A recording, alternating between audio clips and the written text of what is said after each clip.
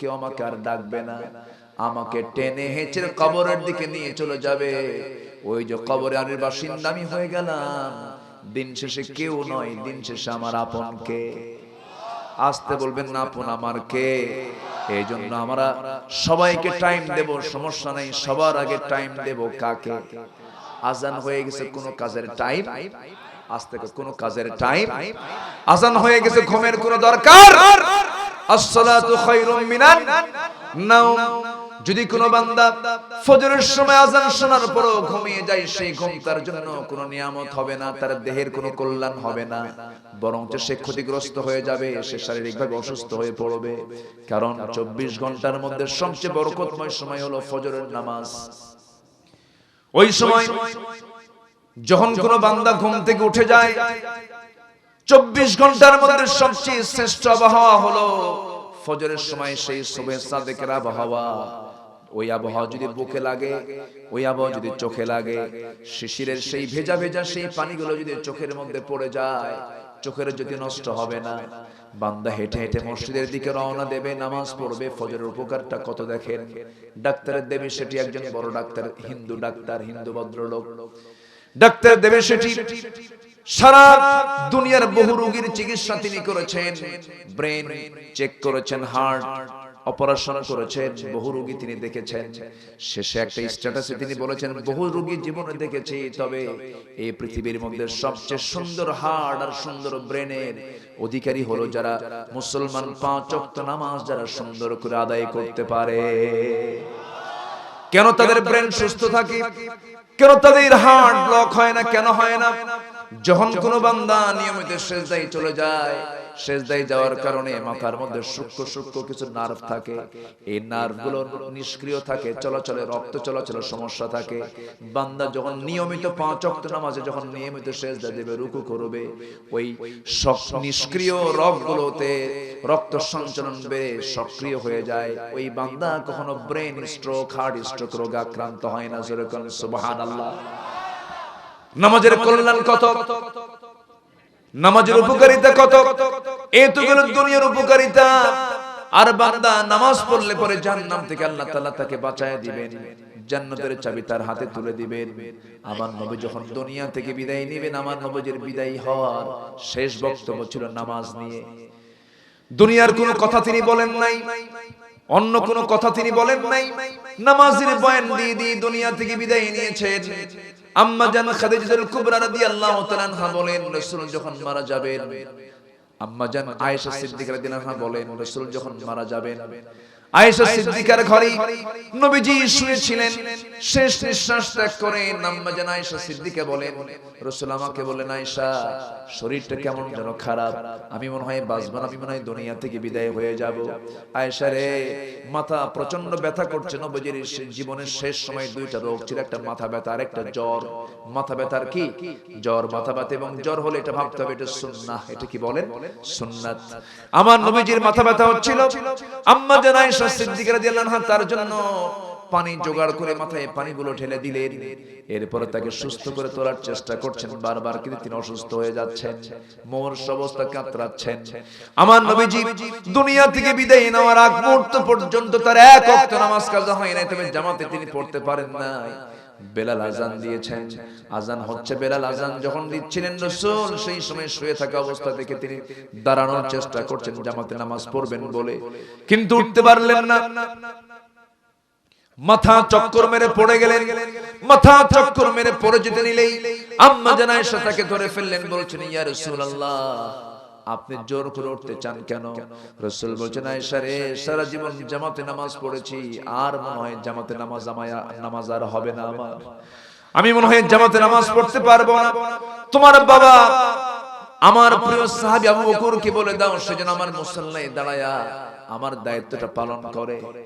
আজান শেষ হয়ে গেছে, বেলাল আজান দিয়েছেন, সাইয়েদনা আবু বকর সামনের কাতারে দাঁড়ায় গেছেন, নামাজ শুরু হয়ে গেছে। সাহাবায়ে কেরাম হাউমাউ করে কান্নাকাটি করছেন, আরে নবীর পিছনে মনে আমরা নামাজ পড়তে পারবো না। সাহাবীদের নামাজের আওয়াজ নবীর কানে আসা মাত্রই বলছেন, ওরে আয়েশা, হুজরা খানা থেকে বলছেন আয়েশা রে মনে হয় নামাজ শুরু হয়ে গেছে, আমাকে জানালার কাছে নিয়ে যাও। জানালার কাছে নিয়ে যাওয়া হলো। জানালার ফাঁকা দিয়া আমার নবীজি সাহাবায়ে কেরামদের নামাজের দৃশ্যগুলো দেখছিলেন, তারা রুকু কেমন করে করছেন, সিজদা কেমন করে করছেন, নামাজের দৃশ্যগুলো দেখতেছেন। আর চোখের কোনা বেয়ে বেয়ে টপ টপ করে পানি পড়তেছে। নবীজির চোখের পানি আম্মা জান আয়েশা তার হাত দিয়ে মুছে মুছে দেন আর বলছেন ইয়া রাসূলুল্লাহ, আপনার সাহাবীরা তো নামাজ পড়ছে, আপনি কেন কান্না করছেন, আপনি কেন কষ্ট পাচ্ছেন? রাসূল বলছেন আয়েশা রে, মানুষ কান্না করে দুইটা কারণে, একটা হলো চরম কষ্ট আর একটা হলো চরম আনন্দে। আজকে আমার যে চোখের পানিগুলো তুমি দেখতে পেতেছো আমার কষ্টের কান্না নয়, এটা আমার চরম আনন্দের কান্না। তুমি কি জানো আয়েশা, এই নামাজ কায়েমের জন্য আমাকে তায়েফের মানুষ রক্তাক্ত করে দিয়েছে। এই নামাজ কায়েমের জন্য আমাকে উহুদের ময়দানে আমার দাঁত ভেঙে দিয়েছে। এই নামাজ কায়েম করতে গিয়ে আমাকে মক্কার মানুষ আমাকে ঘাড় ধাক্কা দিয়ে মদিনায় আমাকে পাঠিয়ে দিয়েছে। মক্কা থেকে নিজের ঘর থেকে আমাকে বিতাড়িত করেছে। সেই নামাজ আজকে সাহাবীরা কাতারে কাতারে পড়ছে, সেই নামাজ আজকে রাষ্ট্রীয় পর্যায়ে কায়েম হয়ে গেছে। এটা আমার আনন্দের কান্না। আয়েশা এইদিকে আসো, আমি মনে হয় বাঁচবো না, আমার কলিজার টুকরা ফাতিমা কই? ফাতিমাকে একটু ডেকে আনো। রাসূল ফাতিমাকে খুব ভালোবাসতেন, সারা জীবন মেয়েকে বিয়ে দিয়েছেন, কিন্তু দুদিন যেত না রাসূল সঙ্গে সঙ্গে ফাতিমাকে দেখে আসতেন। ফাতিমাকে না দেখলে নবীজির ভালো লাগতো না। আমার ভাইয়েরা রাসূল মেয়েদেরকে খুব পছন্দ করতেন, মেয়ে জাতি আমার রাসূলের কাছে খুব প্রিয় ছিল। ফাতিমাকে এত বেশি পছন্দ করতেন, পছন্দ করে গরিবের সঙ্গে বিয়ে দিয়েছিলেন। আরেকটা মেয়ে ছিল, সেই মেয়েকে তিনি ধনী পরিবারের সঙ্গে বিয়ে দিয়েছেন, ওসমান জিন নুরাইনের সঙ্গে বিয়ে দিয়েছেন। তবে এরকম ফালতু ধনী নন, তিনি ছিলেন কাজের ধনী। সমস্ত সম্পদগুলো তিনি ইসলামের জন্য ব্যয় করেছেন। সুবহানাল্লাহ। ফাতিমাকে বিয়ে দিয়েছেন গরিবের সাথে, কিন্তু গরিব হলে কি হবে?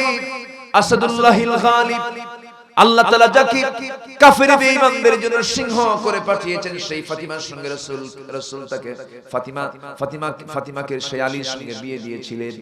যখন বিয়ে দিলেন, বিয়ে দেওয়ার সঙ্গে সঙ্গে বলছেন, মা ফাতিমা, আমার মেয়ে ফাতিমা, তুমি তো যাচ্ছ স্বামীর ঘরে, এতদিন ছিল আমার ঘরে। একটা কথা আমি তোমাকে বলে দিচ্ছি মা, শোনো, তুমি তোমার স্বামীর ঘরে যাবে, এখন থেকে মৃত্যুর দিন পর্যন্ত স্বামীর বিরুদ্ধে যেন একটা নালিশ আমার কানে না আসে। একটা নালিশ তুমি আমাকে দিতে পারবে না, কারণ আমি এমন জামাই তোমাকে আমি দেই নাই। আমার নবীজি ফাতিমাকে বিদায় দিয়ে দিলেন। ঘর নাই, বাড়ি নাই, টাকা নাই, পয়সা নাই, দিন পথ চলে না, না খেয়ে দিনগুলো চলে যায়। একদিন আলী রাদিয়াল্লাহু তাআলা সন্ধ্যার দিকে ঘরের মধ্যে ঢুকতেছেন, খাবার নাই পেটে। দরজায় ঢোকার সঙ্গে সঙ্গে সালাম দিয়েছেন, আলী সালামের জবাব নিয়েছেন, কিন্তু মুখে কোনো হাসি নাই। ফাতিমা বলছেন, আমার স্বামী, আপনি না হাসা পর্যন্ত আমার ঘরে আমি আপনাকে ঢুকতে দেব না, আপনি ঘর থেকে বের হয়ে যান। আবার আপনি ঘরের মধ্যে ঢুকবেন সালাম দিয়ে, অথবা আমি সালাম আপনাকে দেব, মুস্কি হাসি মেরে আপনাকে ঘরের মধ্যে ঢুকতে হবে। নবীর ঘরে, নবীর মেয়ের ঘরে পয়সা ছিল না, খাবার ছিল না, কিন্তু মোহাব্বত দিয়ে ঘরটা ভরা ছিল। জোরে বলেন সুবহানাল্লাহ, আরো জোরে বলেন সুবহানাল্লাহ। সেই ফাতিমা রাদিয়াল্লাহু আনহা কষ্টে দিনাতিপাত করছেন। ফাতিমার কষ্ট দেখে তিনি নিজের হাতে জাতা দিয়ে আটাগুলো পিষতে পিষতে হাতে কলা পড়ে গেছে, হাতে ফোসকা পড়ে গেছে। ফাতিমা রাদিয়াল্লাহু তাআলা আনহা ওই কূপ থেকে পানি তুলতে গিয়ে কোমরটা তার ব্যথা হয়ে গেছে। বিশ্বনবীর মেয়ে, কিন্তু কার মেয়ে বলেন? বিশ্বনবীর মেয়ে। জাতা দিয়ে কাজ করতে করতে হাতে দাগ, ঝাড়ু দিয়ে ঘর ঝাড় দিতে গিয়ে তার কাপড় ময়লা হয়ে গেছে। এই দৃশ্য দেখে আলী বলছেন, ও ফাতিমা, দেখো তো রাসূলের কাছে গিয়ে একটু খবর দাও, তোমার আব্বার কাছে গিয়ে একটু খবর দাও, দেখো তো কোনো খাদেম পাওয়া যায় না, কোনো কাজের জন্য কোনো মানুষ পাওয়া যায় নাকি, একটু বলো তো গিয়ে। ফাতিমা রাদিয়াল্লাহু আনহা নবীর কাছে গেছেন। নবীজি প্রচন্ড কাজে ব্যস্ত হয়ে পড়েছেন, তাকে বলার সাহস তিনি পেলেন না। কিন্তু রাসূল টের পেলেন যে আমার মেয়ে ফাতিমা আমার সঙ্গে দেখা করতে আসছে। আমার নবীজি পরের দিন তার বাড়িতে চলে গেলেন, গিয়ে বলছেন, মা, তুমি আমার সঙ্গে দেখা করতে গেছো, তুমি তো আমাকে কিছু বললে না, মা, কি সমস্যা তোমার বলো। এবার বলছে, আব্বা, বলবো, কিন্তু আপনি যদি আমাকে অনুমতি দেন। না মা, বলো কি সমস্যা। আপনার হাসান হোসাইন আছে, আপনার নাতিপতি, এদেরকে নিয়ে আমি একা কাজ করতে আমার একটু হিমশিম খেতে হচ্ছে, আমার কষ্ট হয়, আমি একটু কষ্ট পাচ্ছি। ও আমার আব্বা জান, আপনি তো রাষ্ট্রপতি, আপনি তো গোটা দেশের রাষ্ট্রনায়ক, দেখুন তো একটা কাজের মানুষ পাওয়া যায় নাকি আমার জন্য উপকার হয়ে যাবে। রাসূল বলছেন ফাতিমা রে, আমি তোমার জন্য এমনটা কাজ আমি করতে দেব না। ফাতিমা, এই যে যাই নামাজ আমি টান দিচ্ছি, দেখো আল্লাহ তাআলা আমাকে কত সম্পদ দিতে চেয়েছেন। এই যে উহুদ পাহাড় বড় মাইল লম্বা, আমি যদি আল্লাহকে বলতাম আল্লাহ আমার জন্য উহুদ পাহাড়টাকে তুমি আল্লাহ সোনা বানায় দাও, আল্লাহ তাআলা আমাকে সোনা বানায় দিতেন, আমি এটা চাই নাই। আমার ফাতিমা, কাজের মানুষের প্রয়োজন নাই, নিজের কাজে নিজে করো। তবে আমি তোমাকে একটা আমল শিখায় দিচ্ছি, সুবহানাল্লাহ আলহামদুলিল্লাহ আল্লাহু আকবার 33 বার তুমি বলবে। সমস্ত কাজের সহজ করার দায়িত্ব আমার আল্লাহ নিজে নিয়ে নেবেন। জোরে বলুন সুবহানাল্লাহ।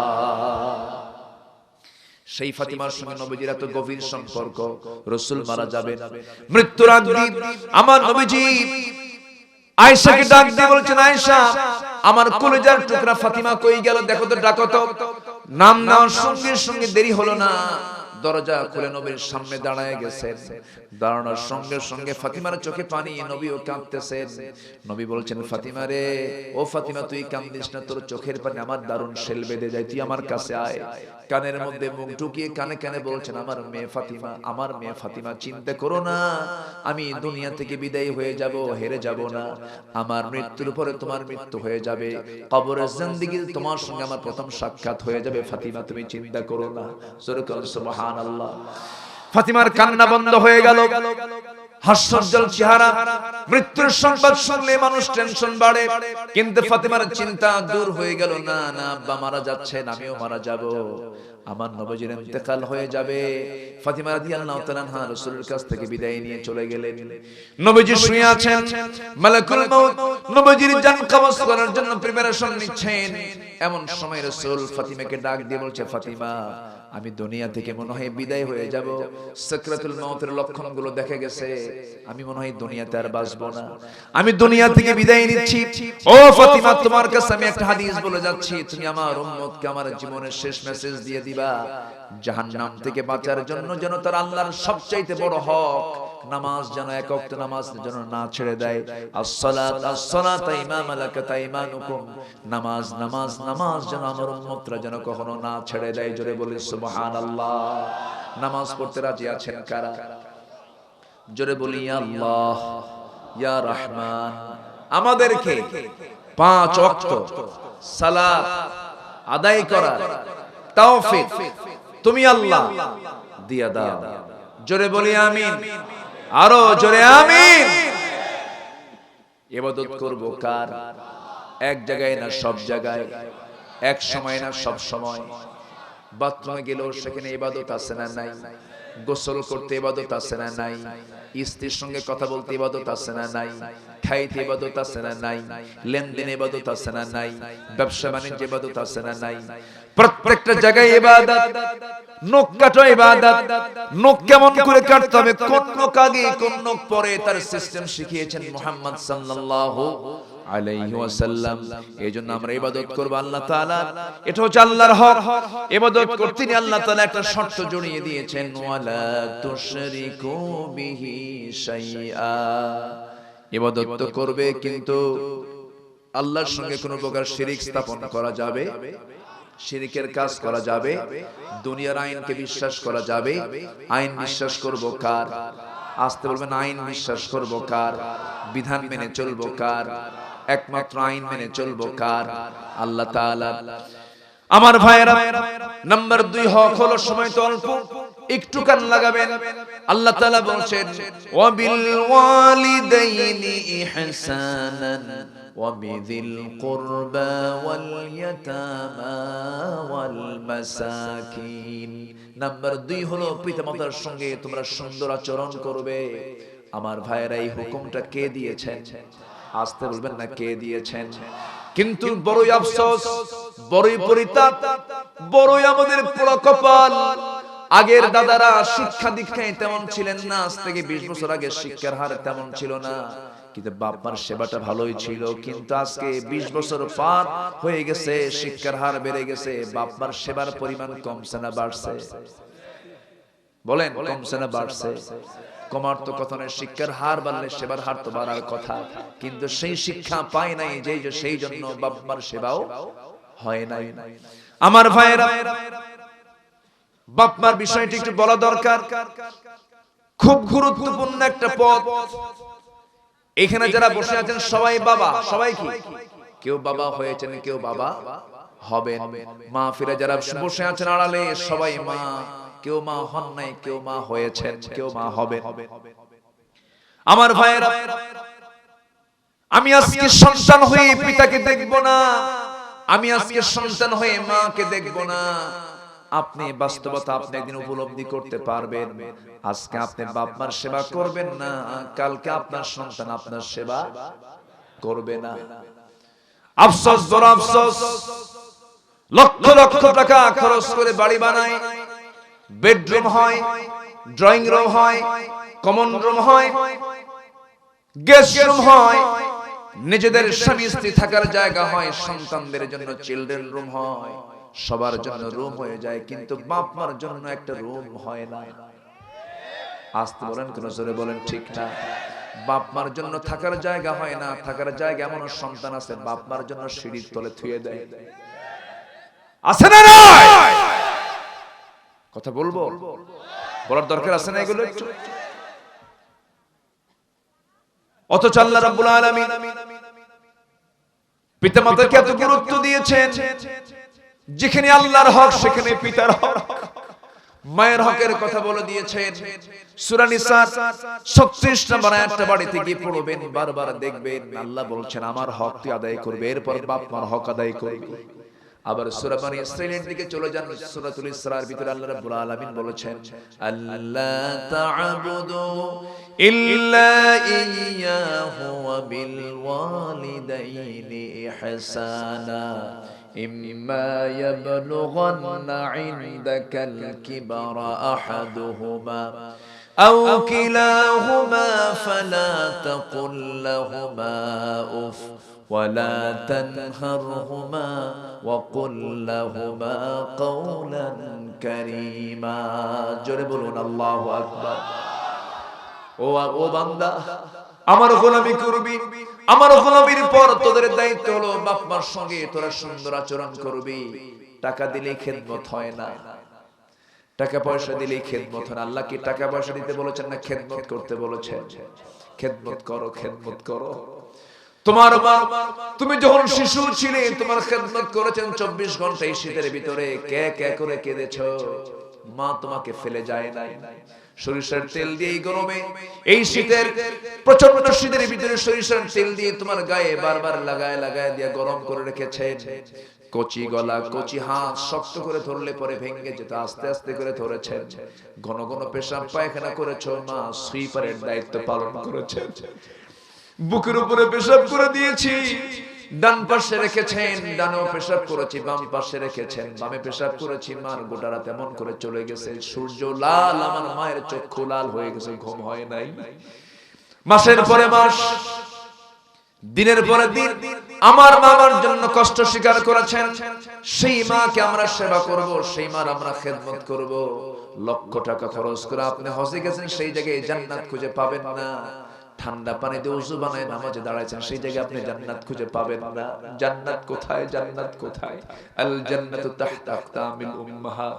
জান্নাতটা হলো মার পায়ের নিচে। জোরে করুন সুবহানাল্লাহ। মাকে খুশি করবেন, হজ কবুল হবে। মাকে খুশি করবেন, নামাজ কবুল হবে। মাকে খুশি করবেন, সব কবুল হবে। ঠিক কি না?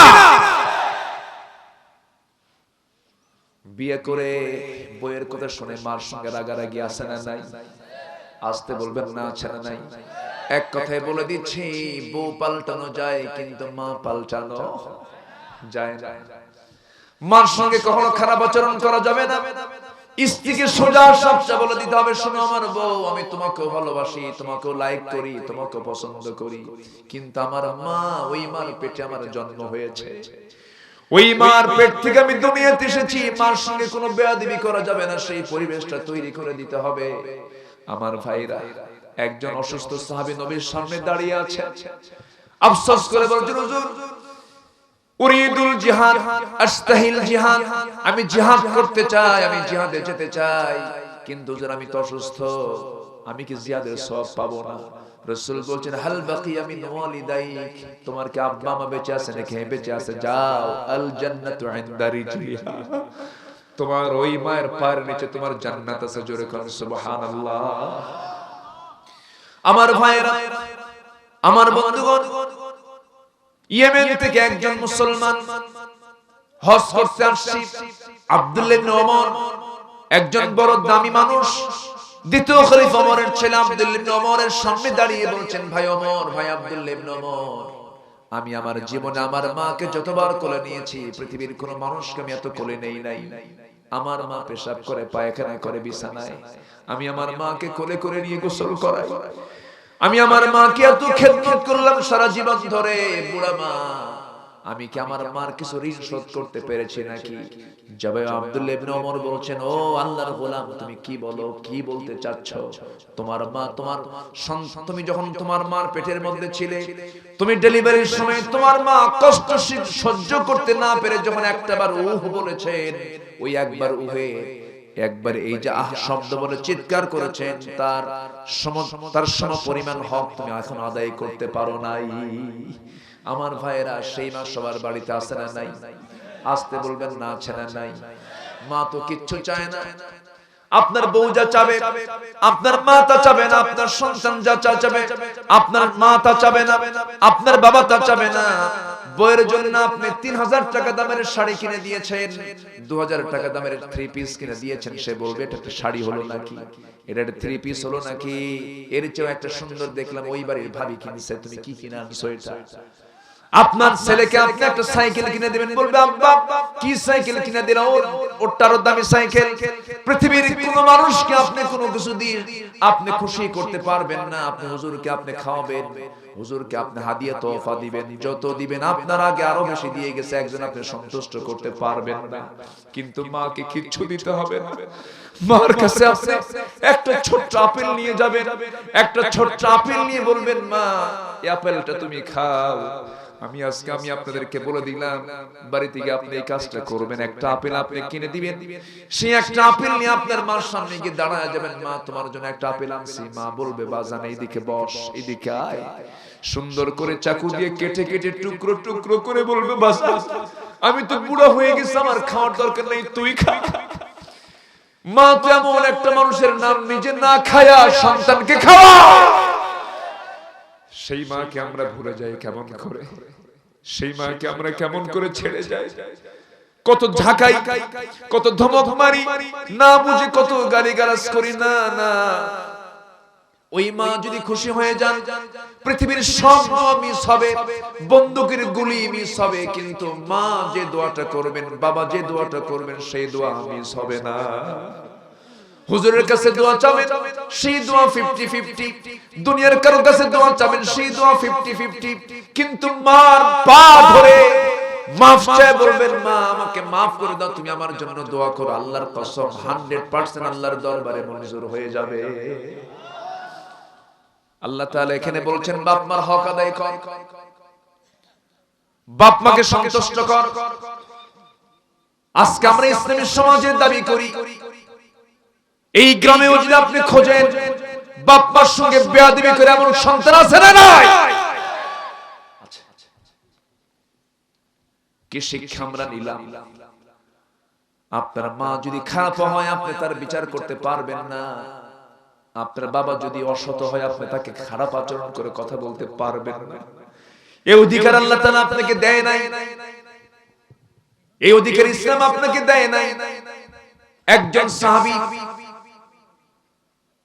হারিস ইবনে নুমান রাদিয়াল্লাহু তাআলা আনহু, আমার নবীজি মেরাজে গেছেন, মেরাজে গিয়ে জান্নাত তিনি ঘুরতেছেন, জান্নাত দেখতেছেন।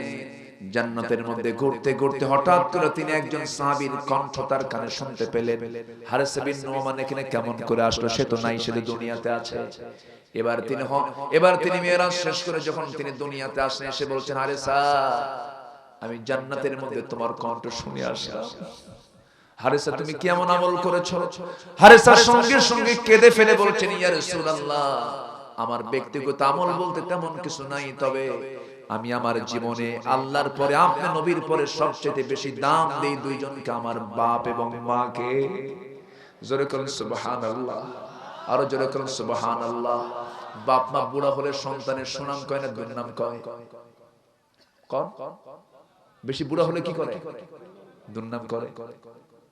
তাই তো বাপ মা বুড়া হইলে কি বুড়া হয় না শিশু হয়? বলেন কি হয়?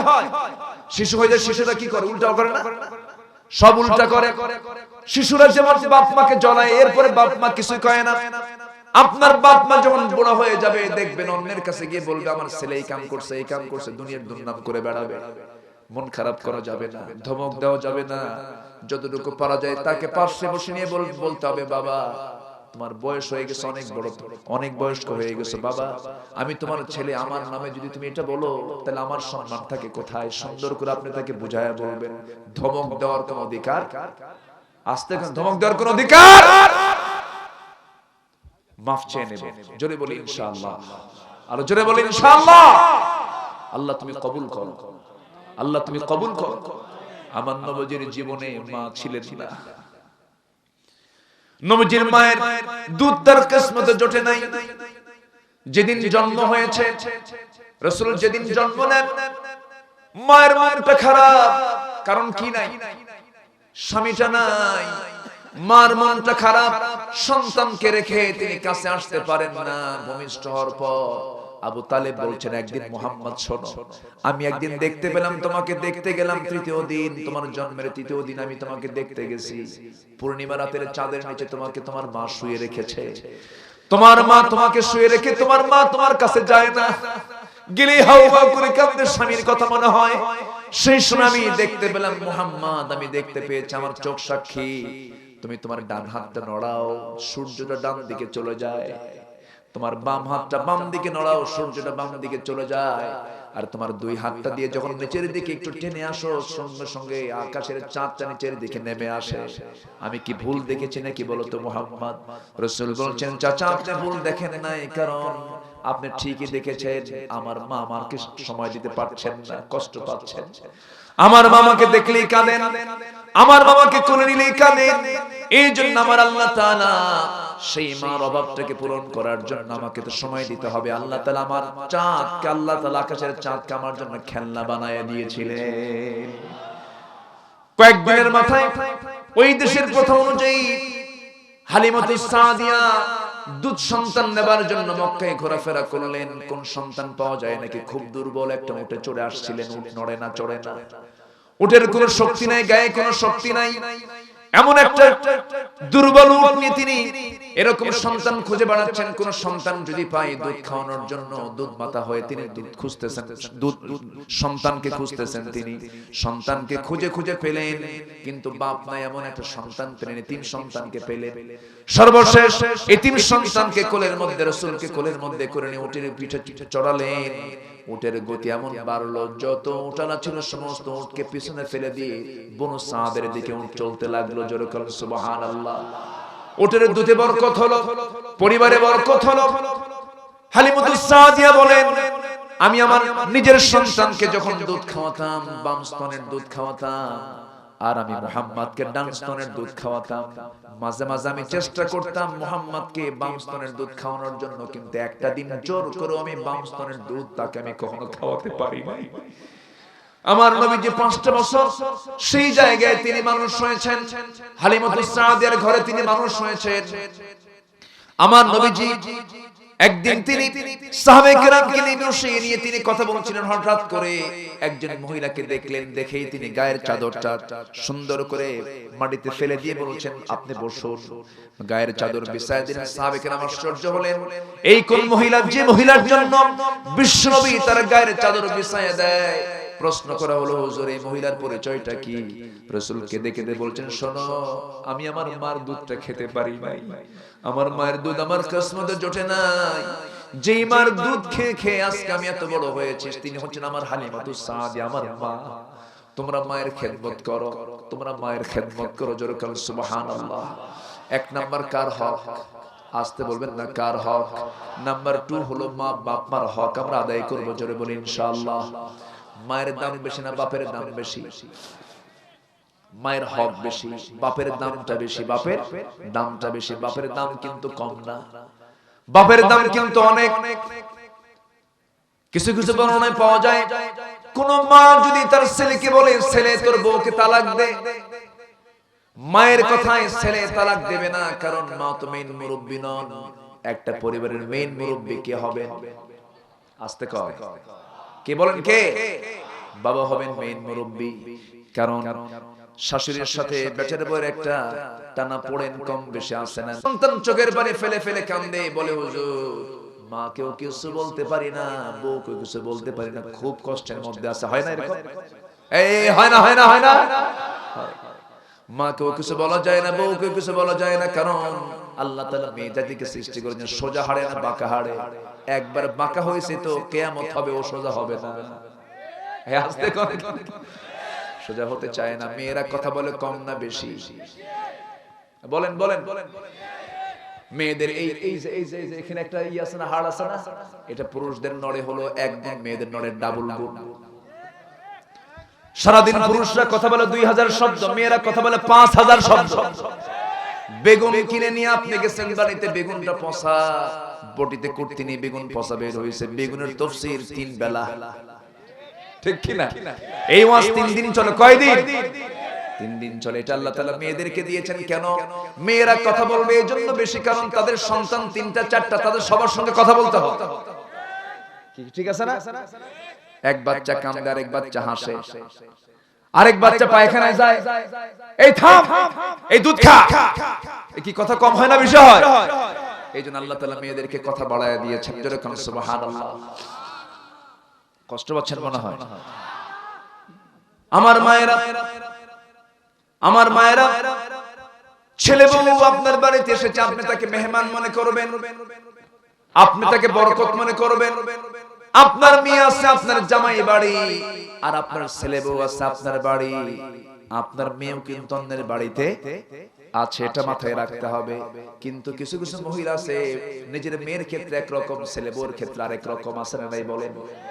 মেয়েকে বিয়ে দিছে, জামাইয়ের প্রশংসায় পঞ্চমুখ বলে, আমার জামাই খুব ভালো, আমার জামাই খুব ভালো। কেন? আমার মেয়ে যা কয় তাই শোনে। কি কথা বলছেন?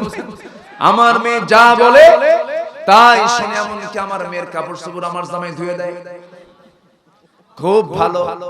কিন্তু আমার ছেলে মানুষ হলো না, আমার ছেলে শুধু বইয়ের কথা শোনে। এক মুখে কয় কথা বলেন? এক মুখে কয় কথা হলো?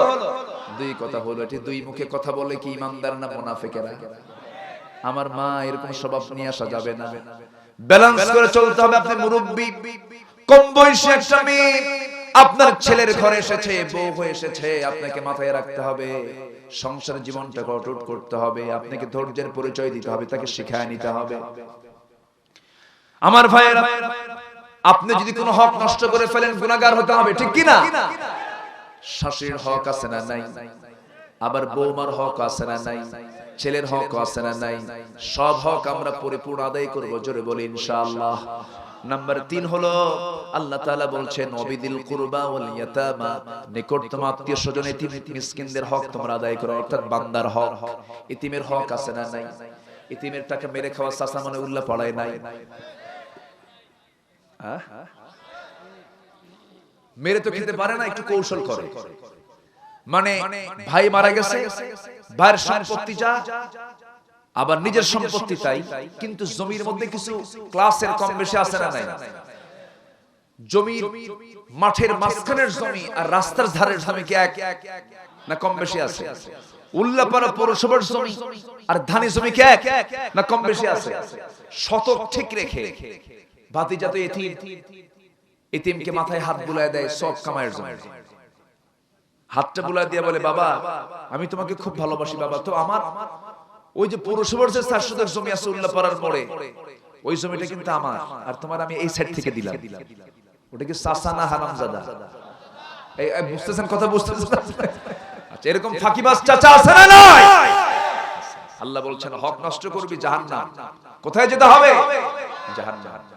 ভাইয়ের সম্পত্তি, বোনের সম্পত্তি ভাই মারে, এমন ভাই তো উল্লাপাড়ায় নাই।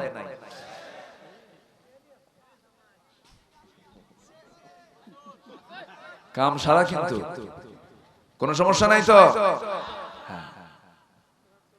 আমার মায়েরা মনে মনে বলতেছে, হুজুর ভালো করে কম, আমার ভাইরা ভালো হলো না। বাপ মরছে এক যুগ আগে, এই পর্যন্ত ধানি জমি বুঝে দেয় না, খালি ধান খায়। এরকম ভাই আছে না নাই? আচ্ছা দিতে চায় না। এক যুগ পার হয়ে গেছে, বাপ মারা গেছে, ভাইরা বোনের সম্পত্তি গুলো বুঝে দেয় না, বোনদেরকে মাঝে মাঝে একটু দাওয়াত দেয়। পৌষ মাসে, রমজান মাসে, ঈদের সময় কিছু দাওয়াত দেয়, দাওয়াত দিয়ে পিঠে পুঠে খাওয়ায় দিয়ে বলে, বোন একটা কথা বলে, কি অংশ নিলে কিন্তু ধ্বংস হয়। কি ওয়াজ দিয়ে দিল দেখেন, এটা কি জান্নাতের ওয়াজ না জাহান্নামের ওয়াজ? অংশ নিলে কি ধ্বংস হয়ে যায়? কিন্তু না না, এই সূরা নিসা আল্লাহ তাআলা এই 36 নম্বর আয়াতের আজকে আলোচনা হলো। আল্লাহ তাআলা তার কিছু আগেই আল্লাহ তাআলা মোটামুটি প্রথম দিকে সুন্দর করে আল্লাহ রাব্বুল আলামিন কার অংশ কি হবে সুন্দর করে জানিয়ে দিয়েছেন। 11 নম্বর আয়াত বাড়িতে গিয়ে দেখবেন, ইউসিকুমুল্লাহু ফি আওলাদিকুম লিযযাকারি মিসলু হাযযিল উনসায়াইন। জোরে বলুন আল্লাহু আকবার। আল্লাহ তাআলা বলেন, পুরুষ যা পাবে মেয়ে তার অর্ধেক পাবে। পুরুষ যদি পায়, ভাই যদি পায় 2 বিঘা, বোন পাবে কয় বিঘা? 1 বিঘা। এটা কার বিধান? আসতে বলবেন না, কার বিধান? এই সম্পত্তি কখন পাবে? বাপ যখন মারা গেছে তারপর থেকেই। বাপ যখন মারা গেছে কবরে যাওয়ার আগেই, কবরে যাওয়ার আগে যখনই মারা গেছে তখনই সম্পত্তির ওয়ারিস হয়ে গেছে বোন। ডাক দিয়ে বুঝায় বলতে হবে, বোন তুমি তোমার অংশটা বুঝে নাও, আমি হারাম কিছু খেতে পারবো না, কারণ বান্দার হক নষ্ট করা যাবে না। আল্লাহ তুমি সবাইকে বোঝার তৌফিক দিয়ে দাও। জোরে বলি আল্লাহুম্মা আমিন। অনেক কথা বলে ফেললাম, 12টা বাজে, সব দিকে খেয়াল করতে হবে। আপনাদের লক্ষণ দেখে মনে হচ্ছে আপনারা ফজর পর্যন্ত থাকবেন, লক্ষণ খুবই খারাপ। বলি আলহামদুলিল্লাহ। কিন্তু এত কুয়াশা, আমি কিন্তু পিছনে দেখতে পাচ্ছি না, প্রচন্ড কুয়াশা কিন্তু চতুর্দিকে। আপনার তো এক রাত, আমার তো সব রাত, আমাকে সব রাতেই কথা বলতে হয়। তো আমি আজকে 3টা হকের উপরে কথা বলেছি, রাগ করেননি তো আপনারা? নাম্বার 1 হচ্ছে হক কার? আল্লাহর ইবাদত করব, শিরকের কাজে যাব না। নাম্বার 2 পিতামাতার হক আদায় করব, জোরে বলি ইনশাআল্লাহ। নাম্বার 3 হল বান্দার হক আদায় করব, জোরে বলি ইনশাআল্লাহ। আল্লাহ তুমি সবাইকে বোঝার তৌফিক দাও। মা, আপনার কিছু কাজ আছে, সেটা হলো আপনাকে সবচেয়ে বড় কাজ হলো এই মানে প্রতিকূল সমাজের সবচেয়ে বড় চ্যালেঞ্জ হলো বেহায়ার কোন কাজে আপনি মা অংশগ্রহণ করবেন না। আজকে মেয়েদেরকে শেষ করে দিচ্ছে ভারতের এই সমস্ত সিরিয়ালগুলো, ইন্ডিয়ান সিরিয়ালগুলো মাদের সবকিছু শেষ করে দিল। এই সমস্ত বিষয়গুলো আপনি দেখবেন না। আর মোবাইল তো এটা আপনার মেয়েকে কিনে দিলে ও তো একদম রাবিয়া বস্তি হয়ে যাবে। দেখছেন? ঠিক ঠিক, রাবিয়া বস্তি হবে।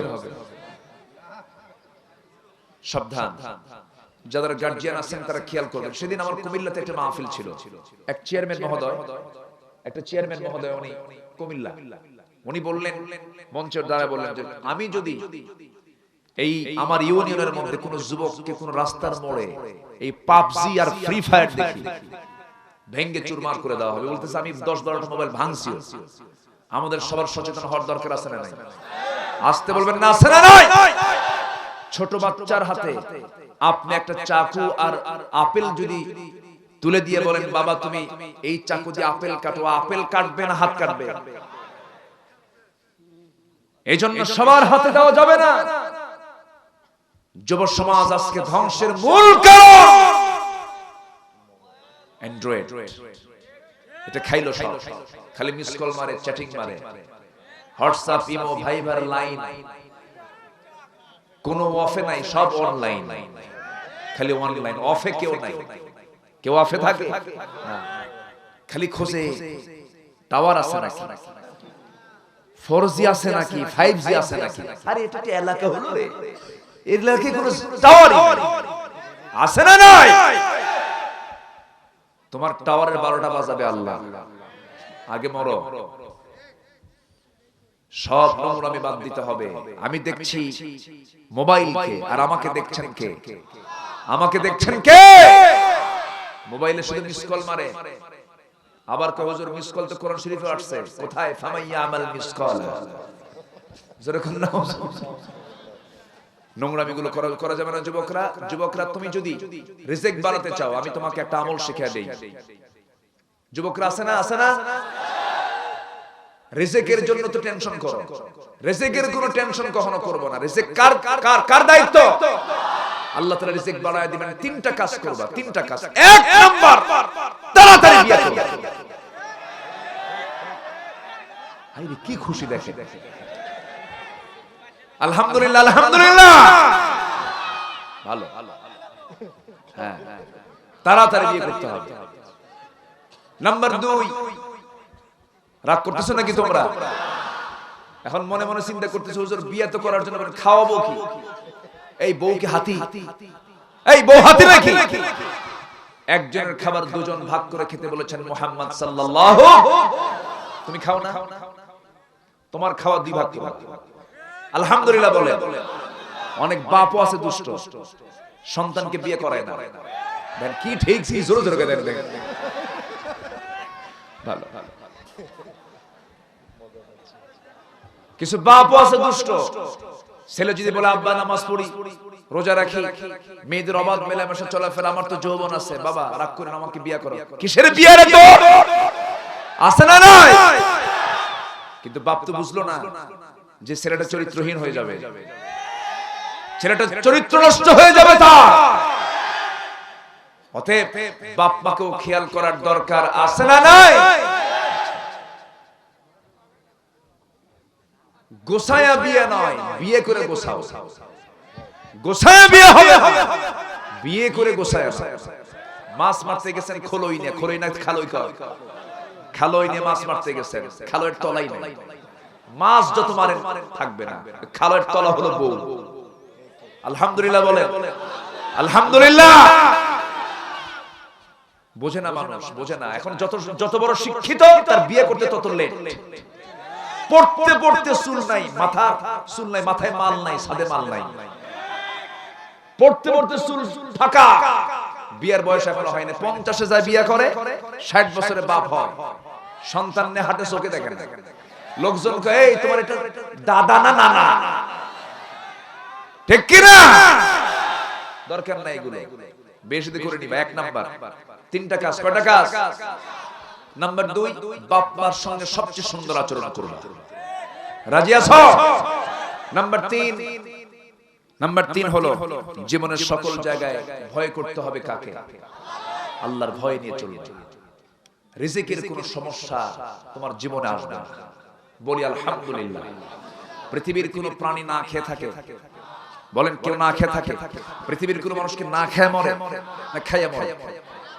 খেয়ে মরে, না খেয়ে মরে না, কোনো টেনশন নেই। একটা আকাশ, একটাই ছাদ। পৃথিবীর সকল মানুষ কয় ছাদের নিচে? এটা ডিজাইন ভিন্ন করে মানুষ একটু বানায়, এইখানে একটা বানায়, এখানে একটা বানায়, কিন্তু ছাদ কিন্তু একটা। জমিন কয়টা? এই মাটি, এই বিছানা কয়টা? ওয়াল আরদা ফিরাশান, আল্লাহ তাআলা এটা ফিরাশ করে দিয়েছেন। ওয়াস সামাআ বিনাআন, আল্লাহ তাআলা আকাশকে ছাদ করে দিয়েছেন। এক ছাদ, এক বিছনা। পৃথিবীর সব মানুষ কয় ছাদে, কয় বিছনায়? বাস। কয়টা চোখ? সবার কয় চোখ? কয় কান? কয় নাক? দাঁত কয়টা? সবই তো সবই। এত চিন্তা কিসে? কোনো টেনশন নাই। বলি আলহামদুলিল্লাহ। আসেন দোয়া। সামিউল ভাই কই?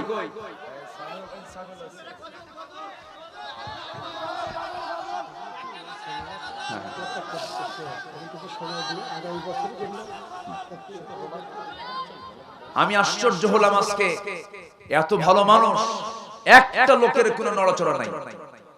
যারা আসছে চুম্বকের মতো বসে আছে।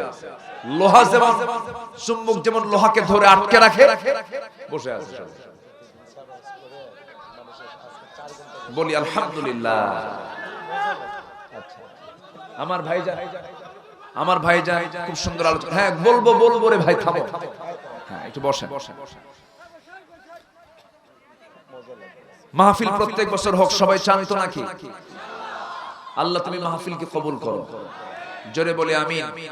প্রচন্ড শীত পড়েছে, এতক্ষণ ধরে ওয়াজ করলাম, এক চুল পরিমাণ ঘামি নাই। মনে হচ্ছে কি ওয়াজ করলাম তাহলে?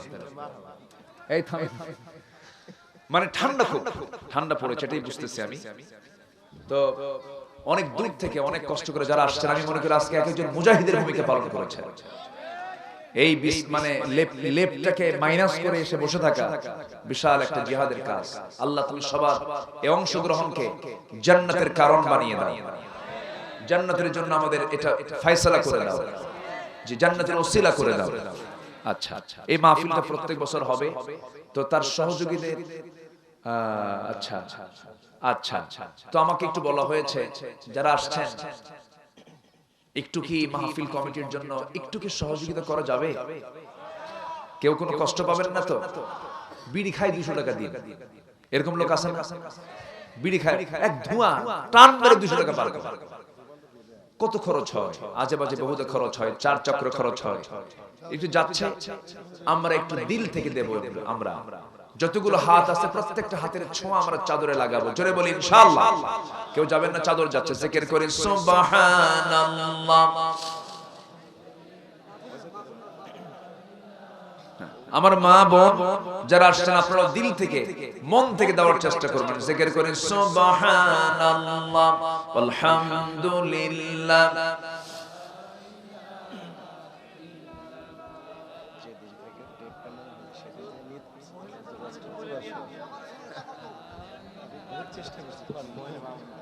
জি, আমি বলি কি বলতে হবে বলেন তো?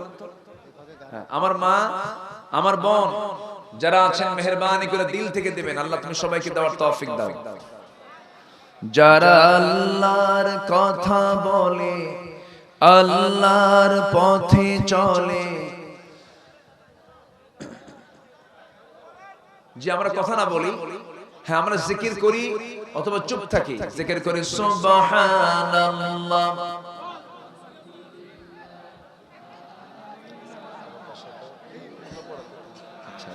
আরো জোরে লা ইলাহা লা ইলাহা। যারা আল্লাহর কথা বলে, আল্লাহর পথে চলে, আল্লাহকে ভালোবেসে সঁপেছে জীবন, তাদের কিসের ভয়, কে করে পরাজয়, শহীদি তামান্নাতে নাচে তার মন। যারা আল্লাহর পথে চলে, আল্লাহর কথা বলে, আল্লাহকে ভালোবেসে সঁপেছে জীবন, তাদের কিসের ভয়, কে করে পরাজয়, শহীদি তামান্নাতে নাচে তার মন। কেউ তো মারহাবা বললেন না, কিছুই বললেন। মানুষ চলে যাচ্ছে, অনেক রাত হয়েছে, তো আমরা আর সময় না ক্ষেপণ করে সবাই বলে সুবহানাল্লাহ আলহামদুলিল্লাহ আল্লাহু আকবার সুবহানাকা লা ইলমা লানা ইল্লা মা আল্লামতানা ইন্নাকা আনতাল আলিমুল হাকীম। সবাই বসেন, সবাই আস্তাগফিরুল্লাহ রাব্বি মিন কুল্লি যামবি ওয়া আতুবু ইলাইহি ওয়ালা হাওলা ওয়ালা কুওয়াতা ইল্লা বিল্লাহিল আলিয়্যিল আযীম। আজকে সহজ মহোদয়ের জন্য আমরা দোয়া করি, আল্লাহ তুমি তার খেদমতকে তুমি আল্লাহ কবুল করো। আর কিছু বলতে হবে? ও উনি কথা বলবেন, জি ইনশাআল্লাহ। আমরা ইস্তিগফার পড়ে আমরা দোয়ার দিকে যাব। সুবহানাকাল্লাহুম্মা ওয়া বিহামদিকা আশহাদু আল্লা ইলাহা ইল্লা আনতা আস্তাগফিরুকা ওয়া আতুবু ইলাইক। আমাদের সহজ মহোদয় একটু কথা বলবেন, এরপর আমরা দোয়ার দিকে যাব ইনশাআল্লাহ।